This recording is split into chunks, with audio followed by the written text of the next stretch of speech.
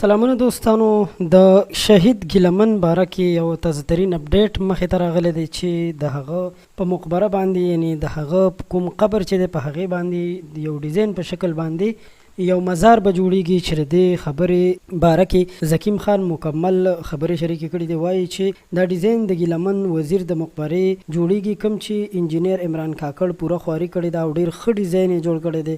د عمران کاکړ انجینیر نه مننه هم کړې ده او ویلي دي چې یو لوی مزار به په دې باندې جوړیږي، په همدې ډیزاین کې به جوړیږي او په دې باندې کار شروع دی. نو قدرمنو دوستانو د شهید ګیلمن کوم قبر چې دی په هغې باندې مزار جوړېدونکی دی، تاسو دې باره کې څه نظر لرئ؟ خپل نظر را سره ضرور شریک کړئ، زموږ چینل هم سبسکرایب کړئ. بل خبر دا هم دی چې د ګیلمن وزیر مور چې کوم ده هغه چې هم د عمرې نه راغله نو د ګیلمن قبر ته ورغلي ژړلي هم دي او ډېره زیاته خفه هم ده، یقینا چې خپل زوی به ورته یاد شوی وي. د ویډیو د کتلو مننه، زموږ چینل ضرور سبسکرایب کړئ.